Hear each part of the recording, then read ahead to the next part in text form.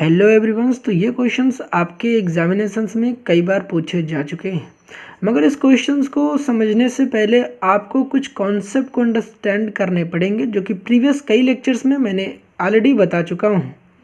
तो इस क्वेश्चंस में क्या खास है और प्रीवियस क्वेश्चंस में आपने क्या पढ़े, इस क्वेश्चन से बिल्कुल कनेक्शंस हैं। अगर आपने प्रीवियस कॉन्सेप्ट नहीं अंडरस्टैंड किए हैं तो आप इसको अच्छे से समझ नहीं पाओगे। फिर भी मैं कोशिश तो करूँगा। आपको सबसे पहले यही काम करना है कि जितने भी प्रीवियस लेक्चर्स मैंने अपलोड कर रखे हैं उसको ज़रूर देख लेना, क्योंकि वो लेक्चर्स आपके बेस को स्ट्रॉन्ग करेगा। तो यहाँ पर बढ़ते हैं क्वेश्चन की तरफ, मगर क्वेश्चन के बढ़ने से पहले आपको कुछ फिर से बता दूँ। कॉन्सेप्ट को समझेंगे, देन आफ्टर क्वेश्चन में इम्प्लीमेंट करेंगे, क्योंकि ऐसे हो सकते हैं कि आपके पास और क्वेश्चन आएंगे तो आप अपना खुद का दिमाग कैसे लगाएंगे। तो चलिए स्टार्ट करते हैं। तो जी हाँ, जैसा कि आप देख सकते हैं कि अगर हमारा राइट हैंड साइड एक पॉलिनोमियल्स इनटू एक्सपोनेंशियल फंक्शन का प्रोडक्ट होता है या मल्टीप्लिकेशंस होता है तो किस तरीके से करते हैं। यहाँ पर मैंने क्या लिख रखा है इसको समझाता हूँ आपको, कि अगर आपने पढ़ा के सबसे पहले बताता हूँ कि आपने क्या क्या पढ़ रखे हैं। अभी आपने देखो प्रीवियस लेक्चर्स में ये बातें पढ़ रखी, फिर उसको मैं समझाता हूँ कि मैंने क्या लिखे हैं वो पॉइंट्स। आपने प्रीवियस लेक्चर्स में ये पढ़े कि राइट हैंड साइड अगर आपके पास एक लीनियर पॉलिनोमियल होता है, दैट मीन्स जिसकी डिग्री 1 होती है, 1 डिग्री पॉलिनोमियल्स, मैक्सिमम पावर हमारे पास 1 होता है। तो हम लोग क्या काम करते थे, अगर हमारे पास देखो क्वेश्चन कैसी वैरायटी के आते थे, पहले इसको समझो। क्वेश्चंस की वैरायटी होती थी an+b की फॉर्म, जो एक्चुअल फॉर्म होती है वो an+b फॉर्म होती है। क्वेश्चन दिख सकता है 2n+3, 2n या फिर n के फॉर्म का। अब यार 2 तो कुछ भी हो सकता है ना यार, कोई भी नंबर हो सकता है। यहाँ पर 2 and 3 कोई भी नंबर्स हो सकते हैं, ठीक है। तो मतलब जो एक्चुअल फॉर्म होनी चाहिए इस फॉर्म की होनी चाहिए, मतलब 2n+3 हो जाए, या 3 ना रहे, या 2n रहे, या फिर 2 के यहाँ पर जो 2 है वो भी ना रहे, या केवल n रहे। तो यहाँ पर n की जो मैक्सिमम पावर है हमारे पास कितनी है, 1 है। अगर n की मैक्सिमम पावर 1 है राइट हैंड साइड में, तो हम उसे क्या कह रहे हैं कि वो लीनियर पॉलिनोमियल है या 1 डिग्री पॉलिनोमियल है, जो कि एक्चुअल फॉर्म ऐसी होनी चाहिए। आपके पास ऐसे क्वेश्चंस होते थे तो आप राइट हैंड साइड पे क्या पुट करते थे, जब आप पर्टिकुलर सोल्यूशन से लिखने जा रहे होते तो पर्टिकुलर सोल्यूशंस के लिए आपकी जो सब्स्टिट्यूशन होती थी वो क्या होती थी, an+b होती थी। मतलब कि आप पर्टिकुलर सोल्यूशंस के लिए an+b पुट करते थे। समझ में आ गई होगी बातें। जब करते थे ऐसा काम तो आपको पता है कि ये तो आप पुट कर लेते थे, पुट करने के बाद आपको पता है कि लास्ट स्टेप में आपको क्या काम करना पड़ता है, कंपेयर करना पड़ता है। तो यहाँ पर मैंने स्टार किस लिए दे रखा है, ये बड़ी इंपॉर्टेंट पॉइंट है कि यार ये काम में ना कई बच्चे नहीं कर पाते हैं, तो यहाँ पर आप फोकस करिएगा। हमने क्या रखा कि भाई कंपेयरिंग कोएफिशिएंट को कंपेयर करके हम लोग क्या काम करते हैं, ए एंड बी की वैल्यू को फाइंड आउट करते हैं। अब कई बार क्या होता है, प्रॉब्लम्स यहाँ पर आती है कि जब कंपेयर करते हैं तो जो स्टैंडर्ड फॉर्म होनी चाहिए 2n प्लस मतलब an+b की फॉर्म होनी चाहिए। तो कई बार क्वेश्चंस में 2n के फॉर्म में अगर आ रहा है, या 3n हो सकता है या 5n हो सकता है, तो आपको कांस्टेंट तो गिवन नहीं है यहाँ पर कायदे में, जो यहाँ पर होना चाहिए था तो यहाँ b होना चाहिए। तो जब यहाँ नहीं होता है, जब हम लोग कंपेयर करते हैं तो अपनी तरफ से कांस्टेंट को 0 कंसीडर करते हैं। अगर यहाँ भी आपको पता होना चाहिए, अगर हमारे पास यहाँ n के कोएफिशिएंट नहीं दिख रहा है तो यहाँ पर n के कोएफिशिएंट कुछ ना ही दिया है, तो हमारे पास क्या लेट करेंगे, 1 कंसीडर करेंगे, और जो कांस्टेंट होगा वो 0 लेट करेंगे। कब करेंगे ये, जब लास्ट मोमेंट पर हम लोग क्वेश्चन को कंपेयर करते हैं। तो कंपैरिजन के समय हमें क्या काम करने पड़ते हैं, n के कोएफिशिएंट को और कांस्टेंट को, जो भी मेरे पास है उनको कंपेयर करते हैं, उनको इक्वेट करते हैं, वहाँ पर a एंड b की वैल्यू को फाइंड करना पड़ता है, तो वहाँ पर ये काम आते हैं। तो आई होप यहाँ तक समझ में आई होगी। दूसरी एक फॉर्म होती है मेरे पास की डिग्री मतलब हमारे पास 2 हो जाए, या फिर जिसको हम लोग बोल सकते हैं क्वाड्रेटिक पॉलिनोमियल हो, जो कि मेरे पास फॉर्म हो सकता है ax² + bx + c। हो नहीं सकता, होगा ही होगा यार, an² + bn + c, या फिर यूँ बोल सकते थे आप ax² + bx + c, मगर आपके क्वेश्चंस में n के टर्म्स में आएंगे तो an² + bn + c। अब यहाँ पर इंपॉर्टेंट बात क्या बनती है कि कई बार क्वेश्चंस आपके केवल क्या होगा, यहाँ पर देखो डिग्री हो क्या होनी चाहिए, जो n की मैक्सिमम पावर होनी चाहिए। मैंने क्या होता है, n की मैक्सिमम पावर हमारे पास कितनी होनी चाहिए, 2 होनी चाहिए। अब अगर n की मैक्सिमम पावर 2 होनी चाहिए तो वहाँ पर आप क्या काम करोगे, तो देखो केवल n² भी आ सकता है। यहाँ पर n² का तो कोएफिशिएंट कुछ नहीं दिख रहा है, दैट मीन्स आपको जब कंपेयर करोगे तो यहाँ पर 1 लेट करना पड़ेगा। यहाँ पर n² की जगह देखो यहाँ पर इसका कोएफिशिएंट कुछ भी दे सकते, तो प्रॉब्लम करने वाली कोई बात नहीं है। 3n² माइनस का 2n भी आ सकता है, 3n² माइनस 2n + 1 भी आ सकता है। आपको ये बात ध्यान रखनी है कि जब भी आपका क्वेश्चन है तो उसमें n² होना मस्ट है। मतलब उस क्वेश्चन में एन स्क्वायर होना ही चाहिए। अगर एन स्क्वायर नहीं है तो फिर भाई ये क्वाड्रेटिक पॉलिनोमियल कैसे हो सकता है। तो अगर आपके पास एन स्क्वायर आता है, मतलब राइट हैंड साइड में एन स्क्वायर आता है, तो दैट मीन्स आपका क्वाड्रेटिक पॉलिनोमियल है। और आप इन हर केसेस में आप जो पर्टिकुलर सॉल्यूशंस के लिए जो लेट करते हो या एज्यूम करते हो ये A N square plus B N plus C है। अब यहाँ एक बात और बता दूं कि जब आप क्वाड्रेटिक पॉलिनोमियल को सॉल्व करते हो तो लास्ट स्टेप में फिर से आपकी बात आती है कंपैरिजन की। जब आप कंपेयर करते हो कि एन स्क्वायर के कोफिशिएंट को, फिर एन के कोफिशिएंट को, फिर कांस्टेंट को कंपेयर करना पड़ता है। Comparing with coefficient N square N और कांस्टेंट वाले पार्ट को जब आप कंपेयर करते हो तो आपके पास लेफ्ट हैंड साइड कुछ पार्ट्स होते हैं, वहाँ पर आप सिंप्लीफिकेशन करते हो। आफ्टर सिंप्लीफिकेशन क्या होता है कि ये क्वेश्चंस मैं करा चुका हूँ, जैसा कि आप देख सकते हो लेक्चर नंबर 17 मैंने लिख रखे हैं। लेक्चर नंबर 17 मैंने ये बता रखे हैं क्वेश्चंस। एन स्क्वायर वाला फॉर्म को लेक्चर नंबर 18 में बता रखा है और लेक्चर नंबर 19 में इसको बता रखा है। n+1 का होल स्क्वायर अगर दिया हो तो आप सबसे पहले n+1 का होल स्क्वायर ओपन करोगे। n+1 का होल स्क्वायर क्या होता है, n square plus 2n plus का 1 होता है। कैसे आया देख सकते हो, यहाँ पर a प्लस बी का होल स्क्वायर का फॉर्मूला ओपन किया है, a square plus B square plus का 2ab। ठीक है, a माइनस बी का होल स्क्वायर का फॉर्मूला ओपन करेंगे, a square plus B square minus का 2ab। हमने यहाँ पर क्या कर रखा है, 2n को बीच में रख रखा है, क्योंकि जब हम लोग कंपेरिजन करते हैं तो पहले n स्क्वायर फिर n फिर कॉन्स्टेंट वाले पार्ट को उधर रखते हैं। तो समझ में आ गई होगी। अब बात आती है कि जब यहाँ पर कंपैरिजन कर रहे होते हैं, जब राइट हैंड साइड देखो ये लिखा होगा, जब कंपैरिजन करते हैं तो यहाँ देखो एन स्क्वायर वाला टर्म तो लिखा है मगर एन वाला भी नहीं है और कांस्टेंट वाला टर्म भी नहीं है। तो ऐसी कंडीशंस में आपको क्या काम करना पड़ता है कि एन के कोएफिशिएंट को 0 इंटू एन और कांस्टेंट के कोएफिशिएंट को हम लोग 0 मान लेते हैं। मतलब जो कांस्टेंट होगा उसको 0 और जो एन का कोएफिशिएंट होगा वो 0 लेट करते हैं। अपनी तरफ से हमें ये लिखना पड़ता है जब कंपेयर करते हैं। तो ये आपको पता होना चाहिए, मैंने प्रीवियस लेक्चर्स में भी करा रखे हैं, तो आप देख लेना। एन स्क्वायर वाले में बता रखा है और यहाँ पर भी बता रखा है, तो आप देख सकते हो वहाँ पर मैंने बताए हैं। ठीक है, बात आती है यहाँ पर, तो देखो यहाँ पर देखो एन का कोएफिशिएंट तो दे रखा है मगर कांस्टेंट नहीं दे रखा, कांस्टेंट 0 लेट कर लेंगे। तो यहाँ तक सारी चीज़ें समझ में आ गई होगी, मुझे ऐसा लगता है। मगर अगर आपको नहीं लग रहा है कि आपको समझ नहीं आई है तो दैट मीन्स आपने लेक्चर्स को ध्यान से नहीं देखे हैं। ध्यान से देखो सारे लेक्चर को, मैंने हर एक बातों को बिल्कुल ब्रीफली या डिस्कस किए हैं, तो जाके ज़रूर देख लेना। अब बात करते हैं आज के क्वेश्चंस की कि हमारा जो मेन टॉपिक है वो क्या है। तो हमारा जो आज का जो मुद्दा है वो ये है कि अगर हमारे पास राइट हैंड साइड हमारे पास क्या होता है, polynomial functions and exponential function का मिक्सचर आता है। दैट मीन्स वहाँ पर दोनों ही आते हैं मल्टीप्लाइड में। तो हम लोग क्या करते हैं, अब देखो यहाँ पर एक बार बता दूं मैं आपको यहाँ पर कि अगर आपके पास क्वेश्चंस आते हैं, एग्जाम्पल नंबर 1 है, एग्जाम्पल नंबर 2 दे रखे हैं, एन स्क्वायर से ज़्यादा यार आपके पास दे नहीं सकते हैं, इतनी लंबी कैलकुलेशन आपसे नहीं कराएंगे। तो मिनिमम जो आएंगे एन आएगा या एन स्क्वायर आएगा। ठीक है, और ज़्यादा चांसेस है एन के आने के, एन स्क्वायर कम हो जाएगा क्योंकि ऑलरेडी ये काफ़ी लेंदी हो जाएगा। तो यहाँ पर आते हैं एन इंटू 2 की पावर एन का। तो हमने है कि अगर आपके पास कभी भी यहाँ 2 तो कुछ भी हो सकता है यार, ये 2 हो सकता है, ये 3 हो सकता है, ये 4 हो सकता है। मगर यहाँ सीखने वाली बात क्या है, ये जो आपके पास n दिख रहा है, ये 2 की पावर n दिख रहा है, ये 2 की पावर n क्या है कि एक्सपोनेंशियल फंक्शन, और ये आपके पास पॉलिनोमियल है। ये तो आप आइडेंटिफाई कर चुके होंगे। तो ये आपके पास पॉलिनोमियल्स में लीनियर पॉलिनोमियल है और ये हमारे पास एक्सपोनेंशियल फंक्शंस है। मैंने यहाँ क्या कॉन्सेप्ट लिख रखा है, इस क्वेश्चन की थ्रू ही मैं समझाने की कोशिश कर रहा हूँ। आप क्वेश्चन देखोगे तो और समझ जाओगे। हमने कहा कि जब आप क्वेश्चन करोगे तो क्वेश्चन करते समय आपको पता है कि देखो एक्सपोनेंशियल फंक्शंस का काम क्या है और यहाँ पर n का काम क्या है। मेन फोकस आपको पता होना चाहिए राइट हैंड साइड वाले पार्ट पे ही आपको प्रॉब्लम्स आएगी। तो जब आपके पास क्वेश्चन कर रहे होते तो ये जब भी आप लेट क्या करोगे, पहली बात आती है पर्टिकुलर सॉल्यूशंस के लेट क्या करना है आपको। तो यहाँ पर आपको पॉलिनोमियल दिख रहा है, लीनियर पॉलिनोमियल, n की मैक्सिमम पावर 1 है। जब भी आपके पास लीनियर पॉलिनोमियल्स होती है तो आपने प्रीवियस लेक्चर में सीखा, जो कि हमने सिखाए भी थे किस लेक्चर्स में, कौन से लेक्चर में सिखा रखे हैं, तो ये देख सकते हो लीनियर पॉलिनोमियल लेक्चर नंबर 16 में मैंने इनकी बातें कर रखी, तो वहाँ भी आप जाके देख सकते हैं लेक्चर नंबर 16। तो वहाँ पर मैंने क्या बताया था कि जब भी आपके पास लीनियर पॉलिनोमियल्स होता है तो लीनियर पॉलिनोमियल्स में हम लोग क्या काम करते हैं, ए एन प्लस बी पुट करते हैं।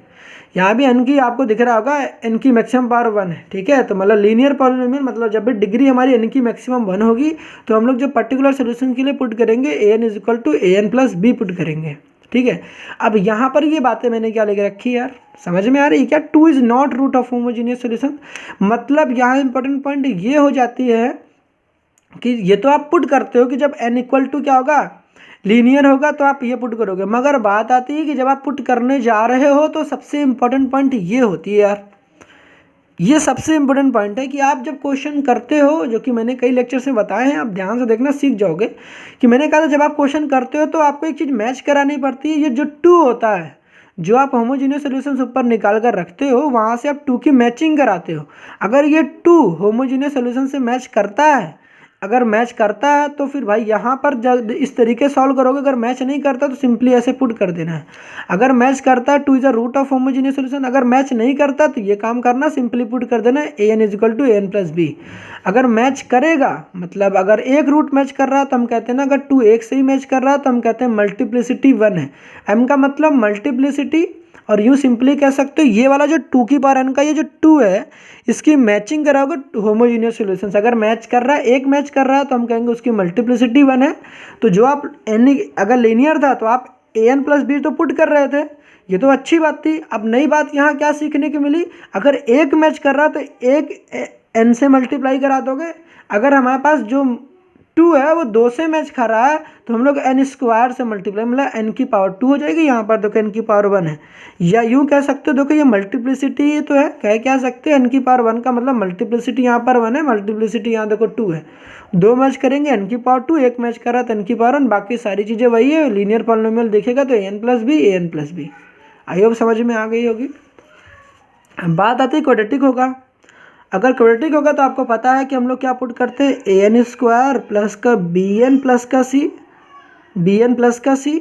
अगर मैचिंग करेगा तो भाई साहब यहाँ एन से मल्टीप्लिकेशन करानी पड़ेगी। अगर मैचिंग नहीं कर रहा तो कोई प्रॉब्लम वाली बात ही नहीं है। कई लेक्चर्स में सिखा चुका हूँ। अब बात करते हैं क्वेश्चन की, बहुत हो गई बकवास, ठीक है। समझ गए होगे, थोड़ी बहुत समझ में आए तो दैट्स गुड, नहीं समझ में आए तो यार क्वेश्चन के थ्रू समझते हैं, ठीक है। तो चलो यार बढ़ते हैं क्वेश्चन की तरफ।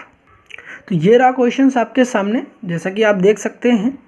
अब यहाँ पर आपको पता है कि आपके पास क्वेश्चंस गिवन है, जैसा कि आप देख सकते हो कि यहाँ पर हमारे पास n दिया है, एक लीनियर पॉलिनोमियल है और इनटू एक्सपोनेंशियल फंक्शंस है। 4 की पावर है ना, मतलब कांस्टेंट की पावर नंबर है।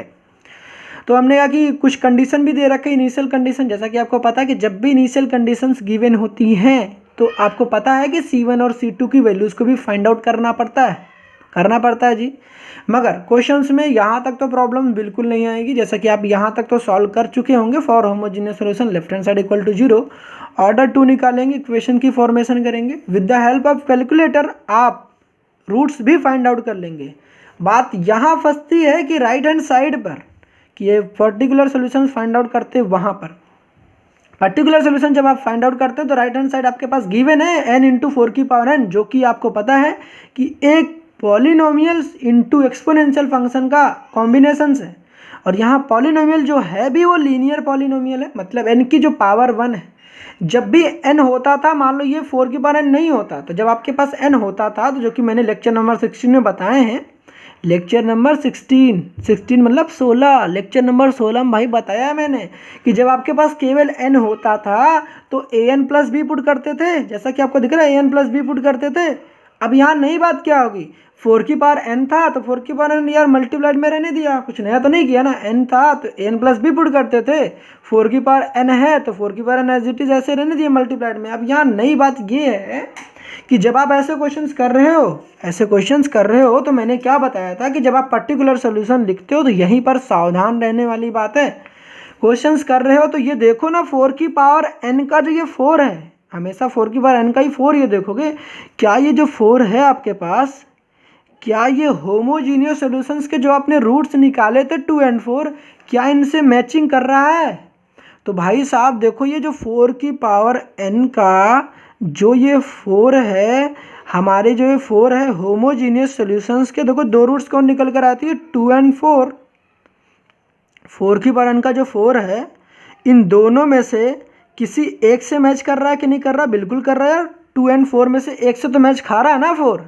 4 जो है ये 4 से मैच खा रहा है, तो एक से ही मैचिंग खा रही है। तो दैट मीन्स यहाँ पर जो हमारे क्वेश्चन की मल्टीप्लिसिटी हो गई वो 1 हो गई। कितनी हो गई? m इक्वल टू कितना हो गया? 1। दैट मीन्स मल्टीप्लिसिटी 1 का होना इस बात की तरफ हमें लेकर चलता है कि हमें क्वेश्चंस में अगर मल्टीप्लिसिटी 1 आ गई तो एक n से मल्टीप्लाई करेंगे, अगर मल्टीप्लिसिटी 2 आती तो हम n स्क्वायर से मल्टीप्लाई कराते, अगर मल्टीप्लिसिटी 3 आती तो n क्यूब से मल्टीप्लाई कराते। समझ गए होगे? तो यहाँ पर देखो मल्टीप्लिसिटी 1 आ गई, सिंस मल्टीप्लिसिटी हमारे पास 1 आ गई, ये काम तो आप कर लोगे।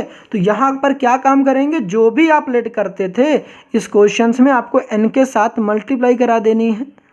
आप आगे भी करा सकते हो यार, इधर पीछे यहाँ स्पेस नहीं है तो मैं यहाँ करा दे रहा हूँ, ठीक है। तो यहाँ पर n के साथ मल्टीप्लाई करा देंगे, तो ये मेरा एजम्पशन होगा। ये तो आप कर लेते।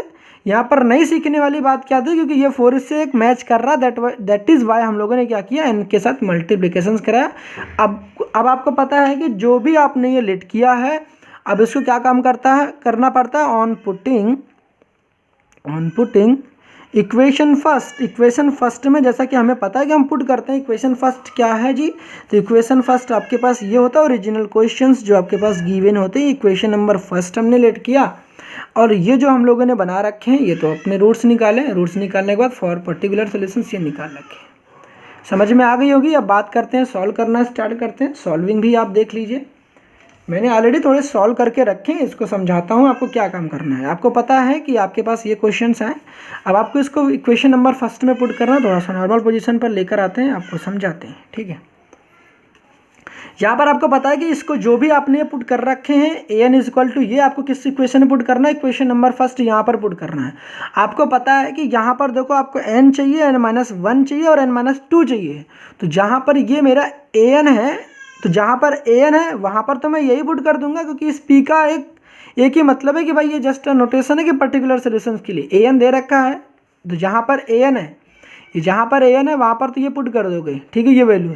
मगर हमें ए n-1 चाहिए, तो ए n-1 कैसे चाहिए, जहाँ पर n है वहाँ पर, जहाँ पर n है, जहाँ पर n है वहाँ पर हम लोग क्या कर देंगे, n-1 कर देंगे। क्या कर देंगे, n-1 कर देंगे, तो हमें ए n-1 मिल जाएगा।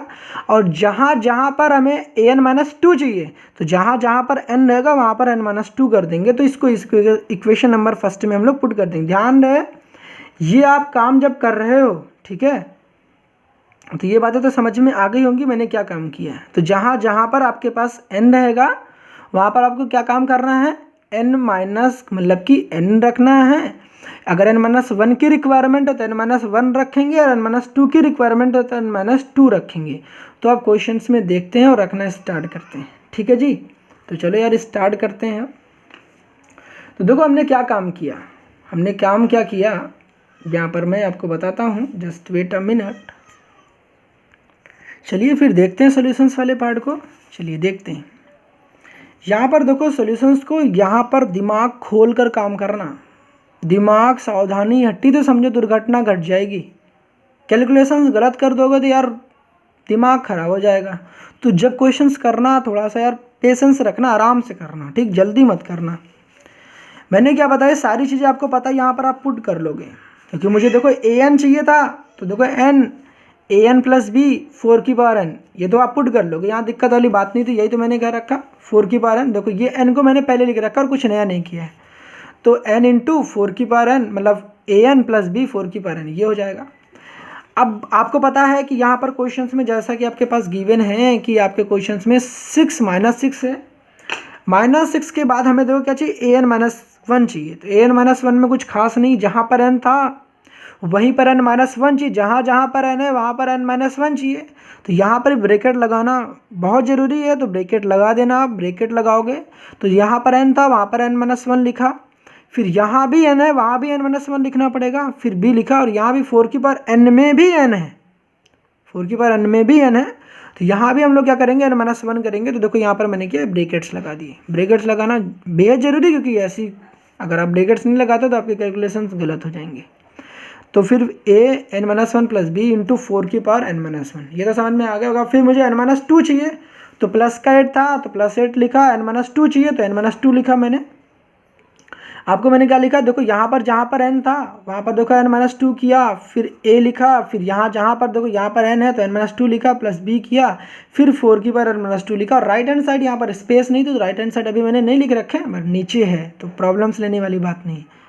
अब यहाँ पर इसके बाद के स्टेप्स क्या होते हैं, जैसा कि आप जानते हैं हम लोग दोनों ही साइड जो भी आपके पास मिनिमम जो सबसे लोअर सबस्क्रिप्ट होता है, या 4 की पावर n-2 से हम लोगों ने डिवाइड कर दिया। अब किसी से भी डिवाइड कर सकते थे, 4 की पावर n-1 से भी डिवाइड कर सकते थे, 4 की पावर n से भी डिवाइड कर देते थे, मगर मैंने हर क्वेश्चन में जैसा कि स्टार्टिंग से ही मैं 4 की पावर n-2 से ही डिवाइड कर रहा हूँ। तो वो तो मेरी पर्सनल खुद की चॉइस है, आपकी चॉइस कुछ भी हो सकती है। तो मैंने कहा डिवाइडिंग बोथ साइड बाई 4 की पावर n-2 से। जब डिवाइड करोगे दोनों साइड तो क्या होगा, कुछ ऐसी सीन्स क्रिएट होंगी। ये तो डिवाइड कर लोगे, यहाँ तक तो कोई प्रॉब्लम्स नहीं रही होंगी, यहाँ भी दोनों साइड डिवाइड की। राइट हैंड साइड आपको पता होगा n × 4 की पावर n था, यहाँ स्पेस नहीं थी, दैट्स वाई मैंने लिख रखे थे n × 4 की पावर n, 4 की पावर n-2। जब ऐसे क्वेश्चन आप कॉपी में सॉल्व कर रहे हो तो ध्यान रहे क्वेश्चन को बहुत बड़े बड़े ना लिखना, थोड़ा छोटा ही लिखना, नहीं तो पेज भर जाएंगे और कंफ्यूज हो जाओगे। थोड़ा छोटा लिखना, ठीक है। अब बात आती है कि यहाँ तक तो हो गई, अब यहाँ पर सॉल्व करने की बात आती है। अब सॉल्व करने में भी प्रॉब्लम्स आती है। 4 की पावर n, 4 की पावर n-2 को सॉल्व कैसे करते हैं, तो ये बातें भी मैंने बता रखी है। a की पावर m और a की पावर m होता है, तो a को एक बार लिखते हैं और a की पावर m माइनस का n कर देते हैं, तो यहाँ पर n लिखा है, ठीक है। a की पावर m माइनस n कर देते हैं, ठीक है। तो यहाँ पर मैंने इस प्रॉपर्टी का इस्तेमाल किया, तो ये जब ऊपर जाएगा, मैंने डिस्कशन कर रखी है यार, ठीक है, तो देख लेना प्रीवियस लेक्चर्स में। यहाँ पर लेक्चर्स ऑलरेडी काफ़ी लेंदी हो जाएंगे नहीं तो तो 4 की पावर ये ऊपर लेके जाएंगे, तो यहाँ पर देखो मेरे पास 4 की पावर 2 बच जाएगा। इसको सॉल्व करेंगे तो आपको पता होगा 4 की पावर 1 मिलेगा मुझे, तो 4 की पावर 1 मिल जाएगा। बाकी सब चीज़ें ऐसी ही हैं। इसको सॉल्व किया तो आपको पता होना चाहिए या दोनों सेम सिमिलर हैं, यहाँ पर दोनों ही सिमिलर हो तो ये कैंसिल आउट हो जाएंगे।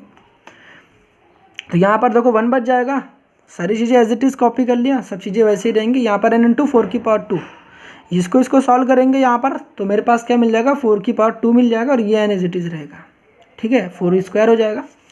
अब आपको पता है कि सारी चीज़ें, ये भी टर्म्स मल्टीप्लिकेशन में, ये भी मल्टीप्लिकेशन में, ये भी मल्टीप्लिकेशन है ठीक है, सब मल्टीप्लिकेशन में है। तो आपको ये भी पता है कि अगर a × b × c है, तो आपको पता है यहाँ पर मल्टीप्लिकेशन में हम लोग आगे पीछे कुछ भी लिख सकते हैं। तो मतलब b × c पहले लिख लो, a को बाद में लिख लो, कोई प्रॉब्लम्स फ़र्क नहीं पड़ता है। चाहे तो 2 × 3 करो या 3 × 2 करो, दोनों में ही आंसर 6 ही आने वाले हैं। तो मैंने क्या काम बता रहा, ये मैं बता क्यों रहा हूँ। मेन फोकस यहाँ पर देखो, ये जो 4 है, ये जो 4 है, ये मतलब 6 है, और ये 4 जो है, इन दोनों को मैं मल्टीप्लिकेशंस करा सकता हूँ आपस में। इन दोनों को मल्टीप्लिकेशन सभी मैंने करा रखे हैं। तो पहले तो यहाँ तक सारी बातें आपने कर ली है। यहाँ पर मैंने क्या काम किए हैं, पहले तो इस an की मल्टीप्लिकेशन अंदर करा दी है, तो यहाँ पर मल्टीप्लिकेशन होगा तो an माइनस का a हो गया प्लस का b, ये 4 यहीं पर है। सिमिलर काम यहाँ भी कर रखा है, इसकी मल्टीप्लिकेशन यहाँ करा रखी है, तो यहाँ देखो an माइनस का 2a प्लस का b आ जाएगा। उसके बाद देखो यहाँ पर क्या प्रॉब्लम्स आती है, प्रॉब्लम्स ये आती है जब यहाँ पर ऐसा कर लेते हो, इसके करने के बाद आपको पता होना चाहिए ये जो है मेरे पास n-1, इसकी मल्टीप्लिकेशंस इसके साथ और इसके साथ होगी, यहाँ भी इसके साथ और इसके साथ मल्टीप्लिकेशंस होगा। ये तो मल्टीप्लिकेशंस करने आता है ना, ये इस देखो बाहर मल्टीप्लाइड में यहाँ ब्रैकेट लगा है। मगर उसके पहले मैंने क्या काम कर लिया, 6 का 4 के साथ मल्टीप्लिकेशन करेंगे। 6 का 4 के साथ मल्टीप्लिकेशन करोगे भाई तो कितना आएगा, 24। 6 4 जा कितना ना 24, इतनी बात पता है। तो यहाँ पर मैं 24 लिख रखा है, जो कि थोड़ा सा गंदा है, मगर इतना आप सही कर लोगे, ठीक है। तो यहाँ 24 लिखा है, बाकी मैंने क्या कर रखा, अंदर मल्टीप्लिकेशन करा है। मल्टीप्लिकेशन कराओगे तो मेरे पास क्या मिल जाएगा, देखो n-1 an, तो फिर a माइनस का a, फिर n-1, फिर b n- का n1। सिमिलरली काम यहाँ भी कर रखा है, an bn-1 माइनस का 2a n-2 b n- 2, फिर n × 4 का स्क्वायर। 4 का स्क्वायर कितना होता है, 16, तो 16, और ये वाला n को मैं यहाँ पर आगे पीछे लिख सकता हूँ यार मल्टीप्लिकेशंस में, तो मैंने इसको आगे लिख रखा है। तो 4 का स्क्वायर 16 हो गया, ठीक है। 16 यहाँ पर n था तो 16 × n लिखा गया। यहाँ पर आपको यहाँ पर ना 16n लिखा गया, 16 मल्टीप्लाइड बाई n लिखा है, an + b लिखा, तो यहाँ पर n लिखा हुआ तो भूलना मत, यहाँ पर ये वाला n यहाँ लिखा है, ठीक है, थोड़ा छोटा है, ठीक है, समझ जाना। तो यहाँ पर सारी चीज़ें समझ में आ गई होंगी। अब उसके बाद क्या काम कर रखा है, इस an की मल्टीप्लिकेशंस कराई है, तो an² हो गए, माइनस का an हो गया, ये माइनस का an हो गया, माइनस माइनस प्लस हो गया, प्लस का a हो गया, bn माइनस का b हो गया। सिमिलर काम यहाँ भी करा रखा है, an का स्क्वायर हो गया, an का स्क्वायर माइनस का 2an, माइनस का 2an, माइनस माइनस क्या हो जाएगा, यहाँ माइनस माइनस प्लस हो जाएगा, तो प्लस का 4 है, 2 2 जा 4 और माइनस माइनस प्लस 4 है, फिर bn माइनस का 2b, और राइट हैंड साइड कितना था 16n हो जाएगा, 4 का स्क्वायर 16, फिर ये हो जाएगा n। अब बात आती है यहाँ पर जो 8 था, अब इसकी मल्टीप्लिकेशन कराने की बारी आती है, ठीक है। तो मल्टीप्लिकेशन करना यहाँ पर आपको फोकस नहीं करना है, ठीक है, ये गलत है। अब सही क्या है उसको मैं बताता हूँ आपको, ठीक है। तो सही वाली चीज़ें भाई साहब देख लो ज़रा, यहाँ पर सही वाली चीज़ें भी मैं आपको दिखा देता हूँ, हर एक चीज़ें समझा देता हूँ, प्रॉब्लम्स वाली बातें नहीं है। तो मैंने क्या काम कर रखा है, देखो ये 16n था, 16n लिखा हुआ, तो इसकी मल्टीप्लिकेशन कराओगे, यहाँ पर n एक ऑलरेडी था, तो ये n और ये n मल्टीप्लिकेशन होंगे, n स्क्वायर बन जाएगा, ये 16an स्क्वायर हो जाएगा। फिर सिमिलर काम किया यहाँ पर, फिर 16bn बन जाएगा, ठीक, 16bn। फिर -24 का an स्क्वायर माइनस का 24an हो जाएगा। देखो ये माइनस था, ये भी माइनस है, तो प्लस का 24an हो जाएगा। फिर यहाँ देखो ये भी माइनस, ये भी माइनस का, फिर से कितना हो जाएगा, माइनस का माइनस माइनस प्लस, तो 24 फिर से क्या हो जाएगा, an हो जाएगा, ठीक है जी। यहाँ दो बार देखो 24an हो जाएगा यहाँ पर, जैसा कि आपको दिख रहा है, ठीक। फिर हमारे पास क्या हुआ कि ये -24a से मल्टीप्लाई होगा, तो माइनस का 24a हो जाएगा। फिर उसके बाद कितना हो जाएगा, bn के साथ मल्टीप्लाई कराएंगे, तो देखो -24 फिर bn हो जाएगा, फिर माइनस माइनस प्लस हो जाएगा, फिर 24b हो जाएगा, माइनस माइनस क्या हो जाएगा, प्लस, तो 24b हो जाएगा यहाँ पर। फिर सिमिलर काम यहाँ भी किया, 8an स्क्वायर माइनस का 16, 8 2 जा कितना था 16, माइनस का 16an। फिर उसके बाद 8 2 जा 16, फिर से माइनस 16an आ जाएगा। फिर उसके बाद क्या आ जाएगा, 8 4 जा कितना था 32, 8 का 4 से के साथ मल्टीप्लाई करो कितना 32, तो 32 का 32a हो जाएगा। फिर उसके बाद 8bn हो जाएगा यहाँ पर, 8 का 2 से के साथ मल्टीप्लिकेशन करोगे तो माइनस के 16b हो जाएगा, जो कि मैंने नीचे लिख रखे हैं, तो यहाँ पर स्पेस नहीं, दैट्स वाई मैंने यहाँ लिख रखे हैं। राइट हैंड साइड आपको पता है कि हम लोगों ने सारी सिंप्लीफिकेशन कर रखा, 4 का स्क्वायर इंटू n था, तो मतलब 4 का स्क्वायर 16 होता है, 16 इंटू n होगा, तो मैंने यहाँ लिख रखे हैं। अब इसको लिखने के बाद आपको क्या पता चलेगा, इसको लिखने के बाद आपको क्या पता चलेगा कि जो भी आपके पास bn वाले टर्म है, ये आप 16an स्क्वायर और माइनस का 24an स्क्वायर उन्हीं को करोगे, ये सब आपस में कैंसिल आउट हो जाएंगे। -24 और आपको दिख रहा होगा यहाँ पर कितना दिख रहा होगा 8an स्क्वायर, तो यहाँ पर जब करोगे तो -24 और प्लस का 8 कितना हो जाएगा, माइनस का 16an स्क्वायर होगा, माइनस का 16an स्क्वायर हो जाएगा। और ये माइनस का 16an स्क्वायर और ये प्लस का दोनों आपस में कैंसिल आउट हो जाएंगे, तो ये और ये आपस में कैंसिल आउट हो जाएंगे। इसको ऐड करके देखना, कैंसिल हो जाएंगे, ठीक है। अब बात आती है कि bn की, तो यहाँ देखो bn कौन कौन सा है, तो bn के बारे में जब बात करोगे देखो यहाँ bn है, यहाँ bn है, और आपके पास एक जगह और दिखेगा यहाँ bn है, ये 3 जगह आपको पास bn दिख रहे हैं। यहाँ पर आप जब आप ऐसा काम करोगे तो आपको पता होगा ये इन सबको ना कैलकुलेटर की हेल्प से ऐड कर लेना, कैलकुलेटर की हेल्प से ऐड कर लेना। ऐड करोगे तो क्या मिलेगा, मैं आपको ऐड करके भी दिखा देता हूँ, जस्ट वेट अ मिनट, ठीक है। देखो आप ऐड करोगे तो देखो आपके पास bn कहाँ पर है, ठीक है, फोकस करना। देखो bn यहाँ पर है और bn यहाँ पर है, दिख रहा होगा, पहले का 16 है, तो यहाँ पर 16 करते हैं, प्लस लिखा, 16 के बाद देखो bn यहाँ पर -24, तो माइनस का 24 आ जाएगा, -24। उसके बाद देखो bn और कहाँ पर, तो bn देखो यहाँ पर एक यहाँ पर है bn, जो कि आपके पास दिख रहा है 8 है, तो प्लस का 8 करते हैं, तो जो कि मेरे पास निकल कर कितना आ जाएगा यहाँ पर, तो यहाँ पर कितना निकल कर आ जाएगा भाई साहब, क्या हो गया है, फिर से क्लियर करते हैं, फिर से करते हैं। तो ये क्या हुआ, तो 16 करना है, प्लस करना है, ठीक है, 16 यहाँ पर देख सकते हो bn -24, तो माइनस का 24, फिर उसके बाद प्लस का हमारे पास कितना आ जाएगा 8, तो प्लस का 8 आ जाएगा। इसको फिर से सॉल्व करेंगे तो 0 आ जाएगा, क्या आ जाएगा 0 आ जाएगा, क्या आ जाएगा 0 आएगा, ठीक है जी। तो यहाँ पर करने वाला 0, देखो यहाँ पर मैंने नेक्स्ट स्टेप में दिखा रखे हैं, जब आप इसको सॉल्व करोगे पूरी तरीके से 0 आंसर आएगा। देखो यहाँ पर ये 16 bn और ये वाले जो bn है, ये वाले bn, ये और ये bn, ये सब आपस में फिर से कैंसिल हो जाएंगे। नेक्स्ट स्टेप मैंने लिख रखे हैं, देखो पहले तो ये उड़ गए थे तो मैंने उसको उड़ा दिए हैं, उसके बाद नीचे स्टेप में थोड़ा सा फिर से सॉल्व करोगे तो फिर ये bn पूरा उड़ जाएगा।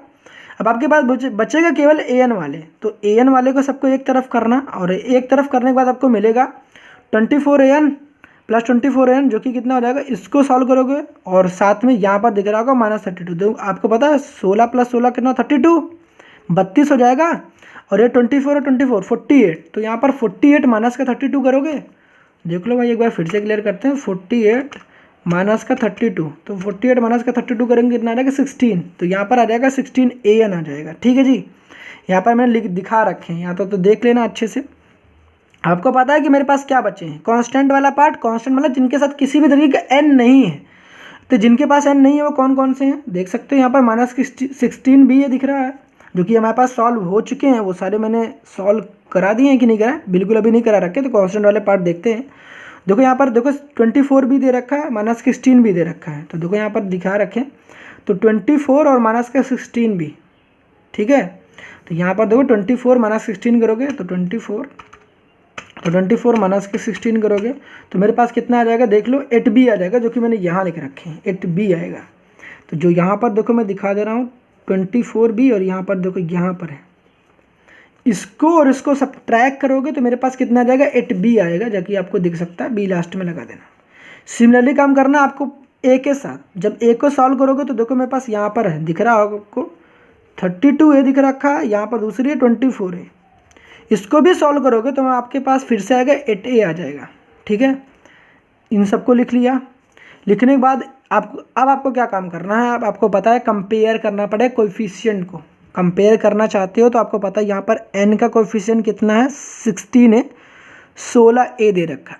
यहाँ पर n का कोएफिशिएंट कितना, 16, जो कि यहाँ भी 16 मतलब दैट मीन्स 16 दे रखा है। अब आपको क्या काम करना है, यहाँ पर आपको पता है ये कांस्टेंट पार्ट है, क्योंकि इसके पास कहीं भी n नहीं है। जो n नहीं है जिसके साथ, तो मतलब पूरा कांस्टेंट होगा। राइट हैंड साइड कांस्टेंट नहीं दिख रहा है, दैट मीन्स यहाँ पर कांस्टेंट कुछ नहीं, तो दैट मीन्स 0 है। तो यहाँ पर क्या बात लिखोगे, तो लिखना आपको ये है, लिखना यहाँ पर ये है कि on comparing coefficient, on comparing coefficient, जब कोएफिशिएंट को कंपेयर करते हो तो मुझे क्या मिलता है, तो यहाँ पर मिलेगा आपको 16a and this is equal to what, 16 मिल जाएगा। और a की वैल्यू कितनी आ जाएगी, 16 अपॉन का 16 हो जाएगा, ये इनटू में डिवाइड में चला जाएगा, 16 अपॉन का 16 and this is equal to what, and a equal to कितना आ जाएगा, 1। ये क्या थी, n को कंपेयर करना। सिमिलरली काम यहाँ पर करेंगे, ये तो a की वैल्यू निकालेंगे। अब कांस्टेंट वाले पार्ट को, on comparing coefficient of n को कंपेयर किया तो यहाँ वाला पार्ट रहा, ठीक है। तो यहाँ दिखा रखा है, दूसरी पॉइंट यहाँ पर लिख लेना अच्छे से यार, नीचे चलो दिखा देता हूँ। ऑन कंपेयरिंग कांस्टेंट टर्म, तो आपको पता है कि यहाँ पर क्या आ जाएगा, 8a प्लस का 8b and this is equal to what, 0। ये 0 के इक्वल होगा। अब a की वैल्यू तो 1 है, तो 8 का 1 से के साथ मल्टीप्लाई करेंगे तो 8 ही हो जाएगा। a की जगह 1 रखो ना, 1 का 8 का 1 के साथ मल्टीप्लिकेशन करोगे 8 आएगा, और यहाँ पर 8b आ जाएगा, और यहाँ पर इक्वल टू 0 हो जाएगा, ठीक है। अब क्या काम करना है, इस 8 को उधर भेज दो, ट्रांसपोज कर दो, तो मेरे पास क्या मिल जाएंगे, यहाँ दिखा दे रहा हूँ मैं। तो यहाँ पर मेरे पास मिल जाएगा 8b and this is equal to, आपको पता है कि कोई चीज़ लेफ्ट हैंड साइड से राइट हैंड साइड जा रहा है तो उसके साइन चेंज होंगे, तो प्लस का 8 है तो माइनस का 8 हो जाएगा। और इसको सॉल्व करोगे तो जो b की वैल्यू आ जाएगी -8 अपॉन का 8 and this is equal to what, b is equal to कितना आ जाएगा, -1। तो b की वैल्यू -1 आई है और a की वैल्यू 1 आ गई है। अब इसका काम क्या है, ये जो b और a की वैल्यूज हम लोगों ने फाइंड आउट किया है, इसको उठाकर ले जाकर कहाँ रखना है, यहाँ पर ले जाकर रखना है, a की जगह और b की जगह, जो पर्टिकुलर सोल्यूशन निकाला है। तो यहाँ पर रख देते हैं यार, यहीं पर तो पर्टिकुलर सोल्यूशन यहीं रख देते हैं। तो ऑन पुटिंग, ठीक है, इक्वेशन फर्स्ट में पुट कर दिया तो फिर यहीं पर पुट कर देते हैं। तो पर्टिकुलर सोल्यूशन मेरे पास क्या निकल जाएगा, कई क्वेश्चंस में करा रखा भाई, तो अच्छे से लिख लेना। तो जो a n पर्टिकुलर्स आ जाएगा वो क्या आ जाएगा मेरे पास, a की वैल्यू कितनी निकल कर 1, तो यहाँ पर 1 हो जाएगा, ठीक है। तो यहाँ पर 1 n प्लस का b कितनी बात है भाई साहब, थोड़ा इसको और अच्छे से लिखते हैं थोड़ा सा, a n पर्टिकुलर्स, a की वैल्यू 1 है तो 1 का n के साथ मल्टीप्लिकेशन कराओगे तो n आएगा, ठीक है। b की वैल्यू देखो -1 है, तो b की वैल्यू -1 आई है, तो यहाँ पर माइनस रखोगे तो यहाँ पर n -1 हो जाएगा, ठीक है। अब 4 की पावर n ही रहेगा, और इनटू में यहाँ पर n था तो n ही रहेगा। अगर आपको और भी कुछ कर रहा है तो इसको और कैसे लिख सकते हो, तो इस n की मल्टीप्लिकेशन अंदर करा दो, केवल n की कराना, तो n² माइनस का n इंटू 4 की पावर n, ये लिख सकते हो। तो ये था हमारे पास पर्टिकुलर सोल्यूशंस। तो पर्टिकुलर सोल्यूशन निकाल लिया हम लोगों ने। अब क्या करोगे, पर्टिकुलर सोल्यूशन निकाल लिया, होमोजीनियस सोल्यूशन नहीं निकाले थे, होमोजीनियस सोल्यूशन नहीं निकाले तो निकाल लो यार, कुछ हार्ड तो नहीं है ना। ए एन होमोजीनियस क्या आएगा, दोनों ही रूट्स रियल एंड डिफरेंट हैं, तो क्या करोगे 2 की पावर n c1, फिर क्या जाएगा 4 की पावर n c2, तो ये होमोजीनियस सोल्यूशंस आ गए। अब आपको एक चीज़ पता है, इतनी बात पहले नोट कर लो अच्छे से, यहाँ तक तो कोई दिक्कत नहीं रही होगी मैंने क्या बताया। इसकी मल्टीप्लिकेशन करा दी भाई एन की, n स्क्वायर माइनस का n हो गया, और ये 4 की पावर n को ऐसे बाहर ही रहने दी। ये मेरा पास होमोजीनियस सोल्यूशन, ये पर्टिकुलर सोल्यूशन, और ये था मेरे पास पर्टिकुलर मतलब कि होमोजीनियस सोल्यूशन। तो ये दोनों पार्ट थे, यहाँ तक नोट कर लो पहले जो कुछ भी नोट करना है, ठीक है। यहाँ मैंने बता रखे ए एंड बी की वैल्यूज़ फाइंड आउट की है, तो इसको नोट डाउन कर लो पहले। आई होप आपने सारी बातें नोट कर ली होगी। अब बात करते हैं कि हम लोगों ने होमोजीनियस वाले पार्ट को निकाल लिया, अब बात करते हैं हेंस हमारे पास टोटल सॉल्यूशंस क्या आएंगे। हेंस टोटल सॉल्यूशंस की बात करते हैं, तो टोटल सॉल्यूशंस जो आपको पता है कि वो क्या होता है, ये जनरल सॉल्यूशंस की बात करते हैं तो वो होता है A N and this is equal to what, A N homogeneous plus A N particulars. यहाँ पर कर लिया हम लोगों ने। उसके बाद आती है होमोजीनियस सॉल्यूशंस वाले पार्ट की, तो होमोजीनियस सॉल्यूशंस वाला पार्ट मेरे पास क्या था, देखो होमोजीनियस सॉल्यूशंस वाला पार्ट यही लिखा था ना हमने, तो 2 की पावर n c1 प्लस 4 की पावर n c2, यहाँ पर बातें आ गई थी, प्लस लगाया।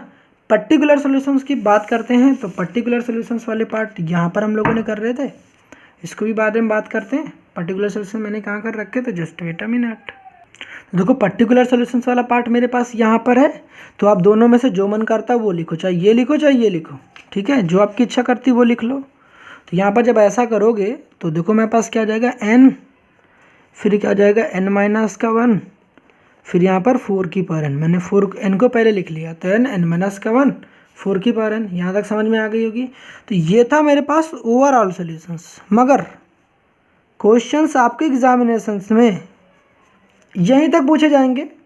जैसे कि आपको पता है कि जो आप हेल्पिंग बुक का हेल्प ले रहे हो इस टाइम, आपको पता है क्वांटम, जिससे आप क्वांटम कहते हो, उस बुक्स में इसके सॉल्यूशंस ही गलत लिखे हुए हैं।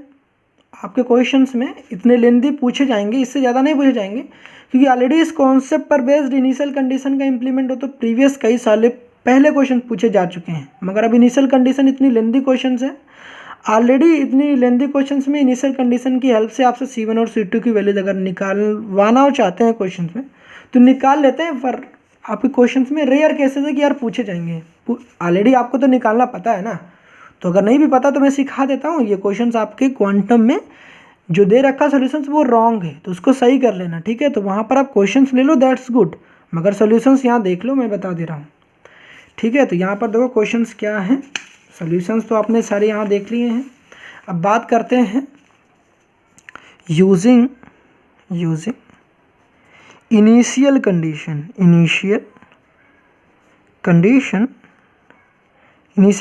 की हेल्प से हम लोग क्या निकालेंगे। इनिशियल कंडीशन देखो मेरे पास क्वेश्चंस में गिवन क्या थे, तो यहाँ पर एक बार देख लो। तो यहाँ पर मेरे पास दो क्वेश्चंस में इनिशियल कंडीशन थे, A0 = 8 एंड A1 = कितना था 1। अब आपको पता है कि अगर इनिशियल कंडीशंस हमारे पास आए हैं, मतलब कि दो कंडीशंस गिवन है, तो केस फर्स्ट और केस सेकंड क्या होगा, तो केस यहाँ दो केस बनाएंगे। केस फर्स्ट क्या होगा, n = 0, केस फर्स्ट किसके लिए होगा, n = 0।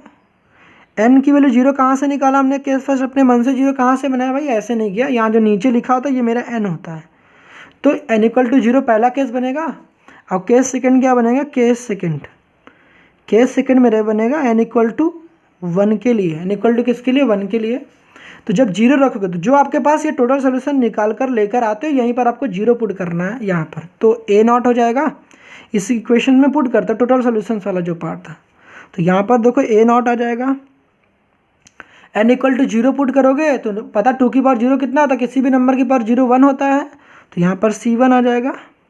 यहाँ भी किसी 4 की पावर 0 रखेंगे तो फिर से 1 आ जाएगा, तो 1 का C2 के साथ मल्टीप्लाई करो तो C2 आ जाएगा, ठीक है। अब आपको पता किसी भी n की जगह पर 0 पुट करना, तो जब किसी भी नंबर का 0 के साथ मल्टीप्लिकेशन कराओगे तो हर एक चीज़ 0 हो जाएगी, तो मेरे पास ये पूरा टर्म ही 0 हो जाएगा, तो यहाँ पर लिखने की नीड ही नहीं है।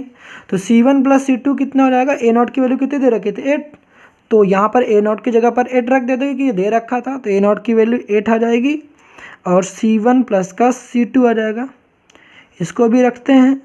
अब बात आती है कि n इक्वल टू 1 पुट करते हैं। जब n इक्वल टू 1 पुट करेंगे, यहाँ पर देखो हर जगह जहाँ जहाँ पर है ना वहाँ 1 पुट करना है, तो A1 हो जाएगा, A1 n equal to 1 put करोगे तो 2 की पावर 1 कितना होगा, 2 ही हो जाएगा, तो 2C1, फिर यहाँ भी 4C2, ठीक है। तो n की जगह पर आपको पता है यहाँ पर 1 रखोगे तो यहाँ